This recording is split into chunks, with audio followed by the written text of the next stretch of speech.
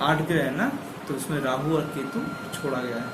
7 ग्रह होंगे, 8 नहीं होंगे। एक सूर्य तो है ही, हाँ, सूर्य के अंदर 7 ग्रह, 7 ग्रह आ गए। 7 ग्रह। मैं पूरी बात बोल देता हूँ, मेरी बात को ध्यान से सुनो। इस वीडियो के अंदर आपके साथ में ग्रह जी की मित्रता और शत्रुता के बारे में हम अध्ययन करेंगे। जो ग्रह हैं ये भी आपस में मित्र और शत्रु होते हैं, ठीक जैसे हमारे व्यवहारिक जीवन में होते हैं। हम अपने परिवार के अंदर देख लें, परिवार में भी परिवार के कुछ सदस्य एक दूसरे को बहुत विशेष लगाव रखते हैं, कुछ सदस्य कम लगाव रखते हैं। और कई बार तो आपस में घर घर की कहानी तो आपने देखी होगी, सास भी कभी बहू भी कभी सास, ऐसा कुछ था। तो उसमें क्या है कि घर के अंदर ही षड्यंत्र चलते थे। ये यथार्थ है, वास्तविकता में बड़े परिवार के अंदर ऐसी स्थितियां कई बार बनती हैं। लेकिन हमारी संस्कृति की एक खूबी है कि हमारी संस्कृति हमें सिखाती है कि कभी भी परिवार के अंदर कोई भी बात हो जाए या आपस में इसका निपटारा कर लिया जाए। इतनी भी ऊंची आवाज से ना बोला जाए कि पड़ोसी तक वो बात पहुंचे, ये हमारे संस्कार हैं। लेकिन इसके बाद भी आप जानते हैं कि दुनिया में इस तरह की सारी बातें हो रही हैं। ये सारी चीजें ग्रहों की मैत्री भाव और शत्रु भाव से हम समझ सकते हैं। इस कौन सा ग्रह किसका शत्रु है, कौन सा ग्रह किसका मित्र है, इस विषय में मैं आपसे चर्चा करने जा रहा हूं। नमस्कार, मैं पंडित सत्यम तिवारी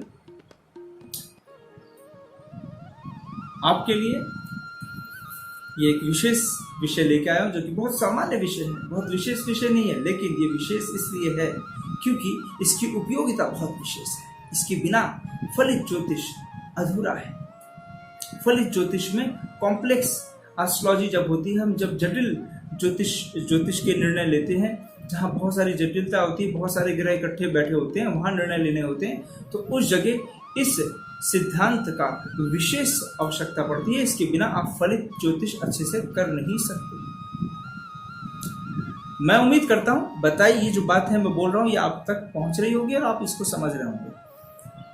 ठीक जैसे ही व्यवहारिक जीवन में मित्र और शत्रु होते हैं, ऐसे ही ग्रहों में भी मित्र और शत्रु और समता होती है। 3 तरह की बातें होती हैं, या तो कोई व्यक्ति आपका मित्र है, या तो कोई व्यक्ति आपका शत्रु है, या तो कोई व्यक्ति सम है, न मित्र है और न मित्र है न शत्रु है। तो ये तीनों बातें हमारे यथार्थ जीवन में भी घटित होती है। कैसे देखते हैं इस बात को, इसको समझते हैं। जैसे सूर्य है, सूर्य का जो मित्र है वो है चंद्रमा। सूर्य राजा है, चंद्रमा रानी। गुरु, सूर्य और गुरु की मित्रता है, मंगल की मित्रता है। समता में कौन सा आएगा? सूर्य के साथ में, सूर्य के साथ जो सम ग्रह है वो है बुध। सम ग्रह है बुध।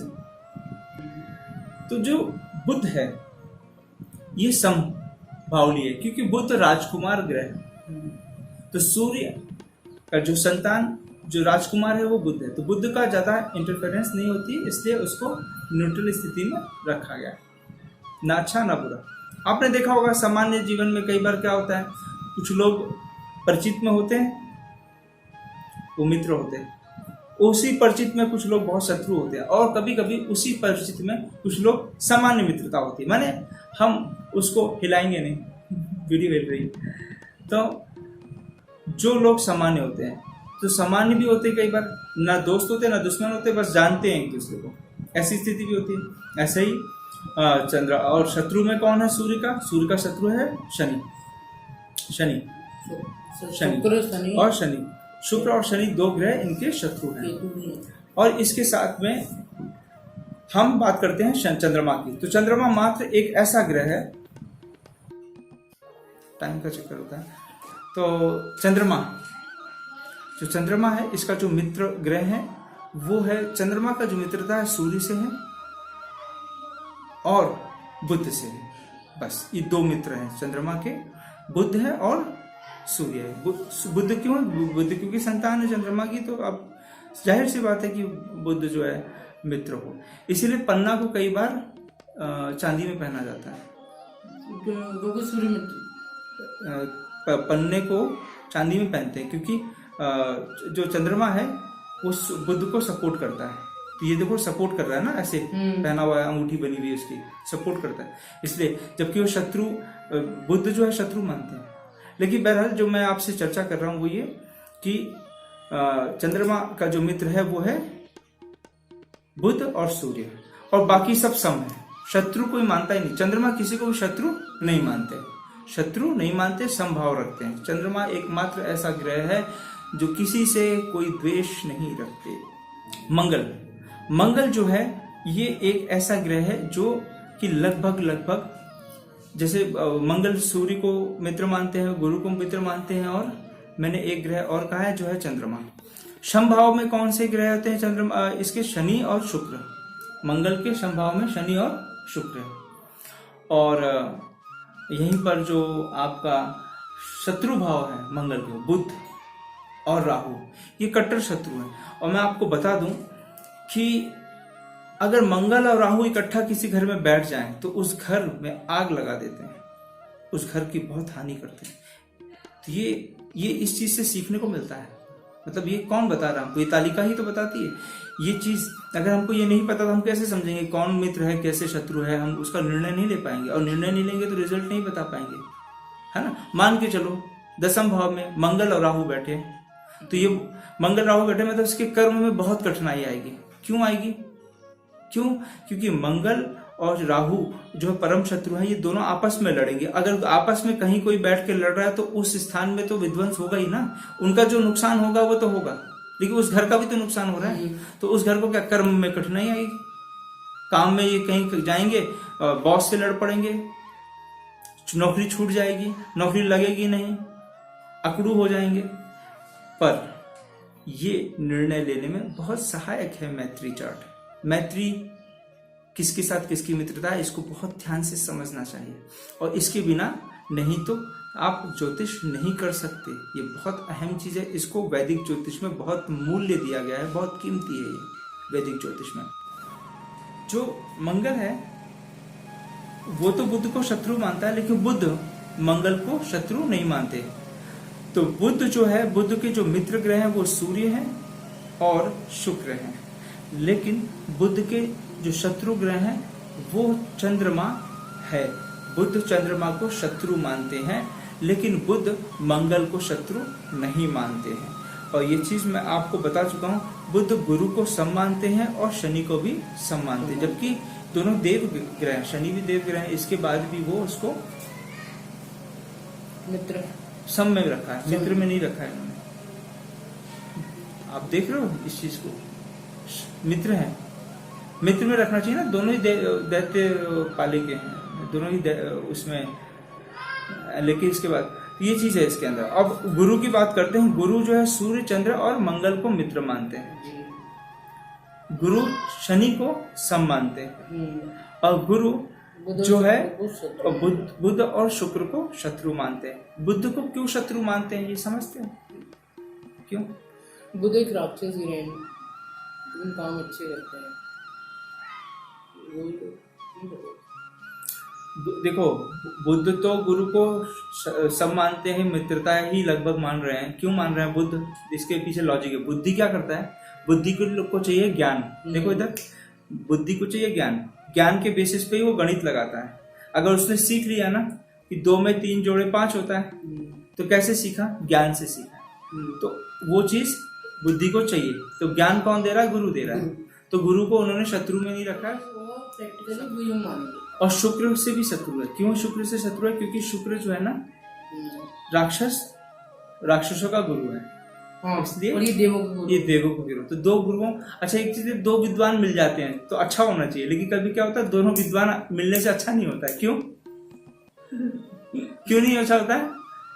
इसलिए नहीं होता ना क्योंकि दोनों बुद्धिमान हो गए। तो वो बोलेगा भैया मेरा पढ़ाया हुआ बहुत अच्छा है, वो बोलेगा मेरा पढ़ाया अच्छा है, इसलिए शुक्र।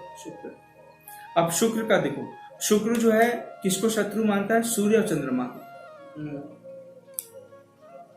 सूर्य शुक्र को शत्रु मानते हैं, और शुक्र भी सूर्य को शत्रु मानते हैं, और सूर्य शुक्र एक ग्रह को, और एक ग्रह है जिसको शत्रु मानते हैं, वो है चंद्रमा। मियाँ बीवी दोनों को दुश्मनी कर ली, जबकि चंद्रमा समभाव रखते हैं। ये हर बार याद रखना है ना। चंद्रमा इसको सम मानते हैं, लेकिन ये इसको, इनका हिसाब दूसरी तरीके से इनको देखते हैं। अब समभाव में कौन है? गुरु के, शुक्र के, शुक्र के संभाव में गुरु, गुरु समभाव में, और एक ग्रह और है शनि, मंगल है संभाव में, समभाव में मंगल, गुरु और मंगल। करेक्ट कर लो।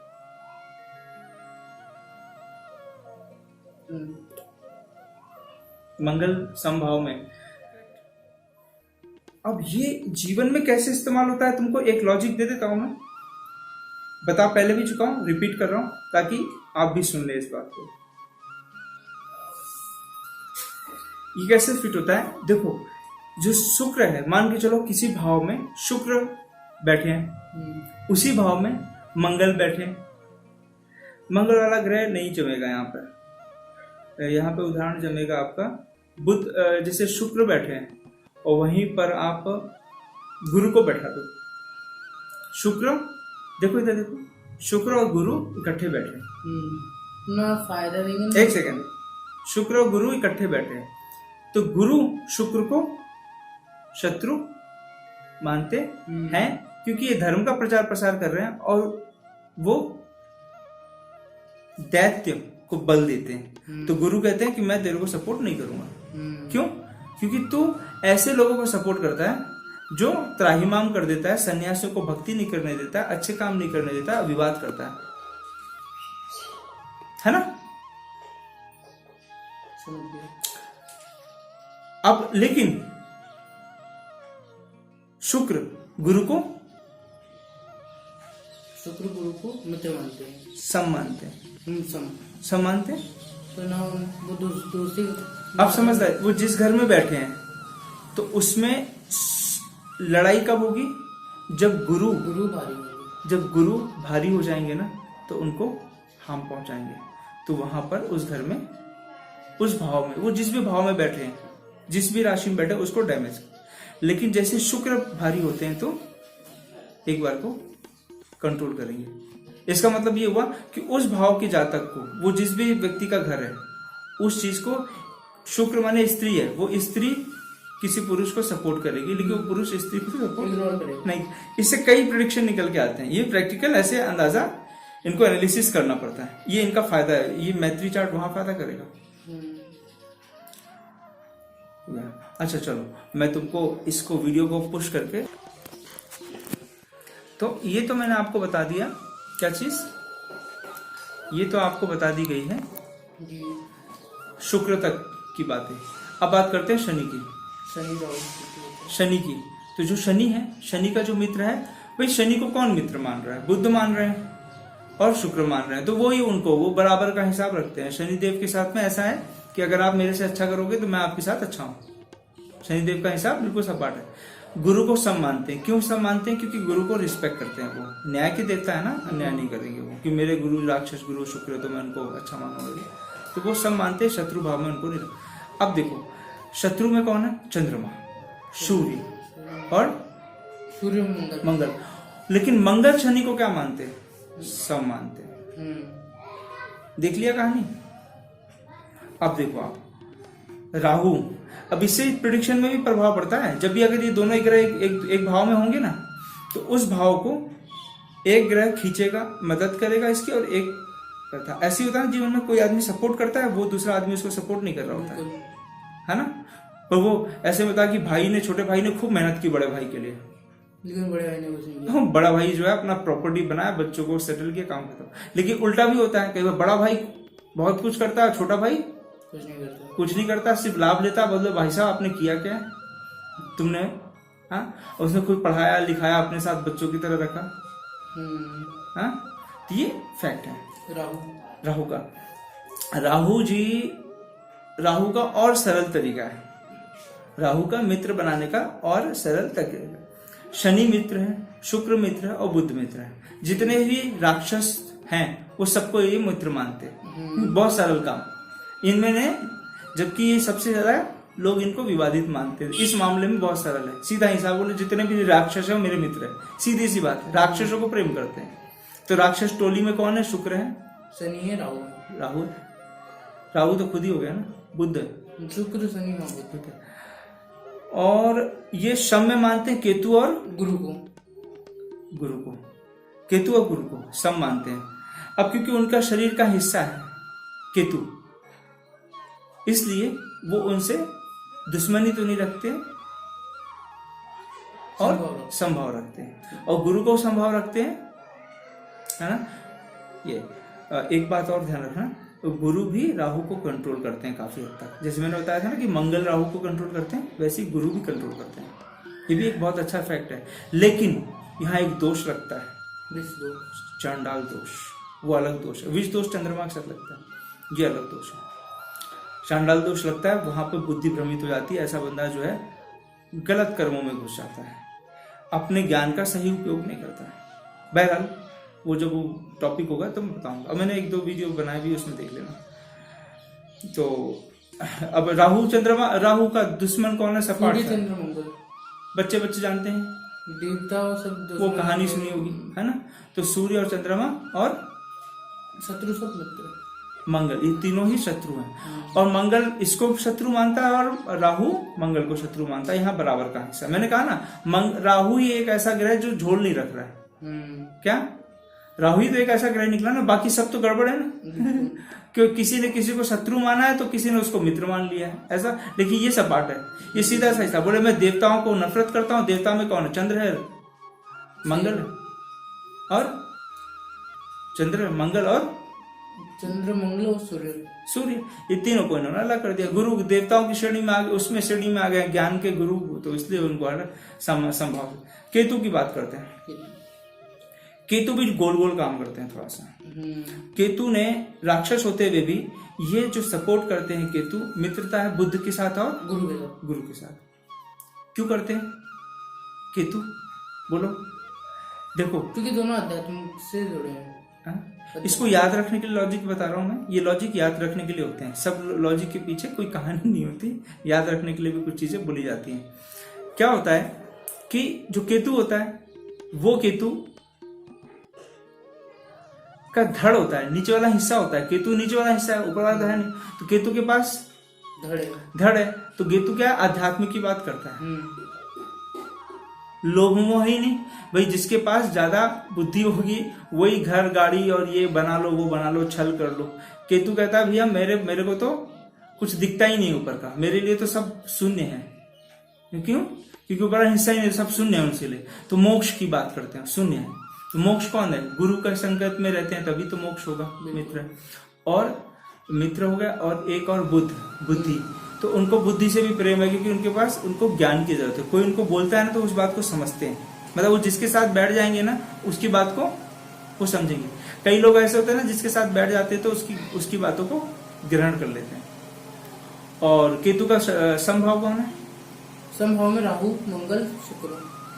राहु, अब वहां पर राहु ने भी केतु को समभाव में रखा है। राहु मंगल क्यों?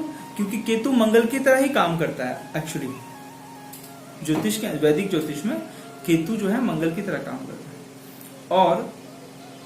और शत्रु में है सूर्य, चंद्र, शनि। चंद्रमा और शनि, चंद्रमा और ये तो बिल्कुल स्पष्ट है कि शत्रु होंगे। चंद्रमा और सूर्य स्पष्ट है, इनकी कहानी है वो राक्षस वाली, है ना, सुदर्शन से काटा है, बचे। हाँ, लेकिन इन्होंने चंद्रमा शनि को यहाँ से अपने पाले में शत्रु को रखा है। ये एक नैसर्गिक सोच होती है लोगों की, नैसर्गिक सोच होती है। कई बार राक्षस पाले में रह करके भी, जैसे विभीषण राक्षस था लेकिन भगवान राम को सपोर्ट करते थे, है ना।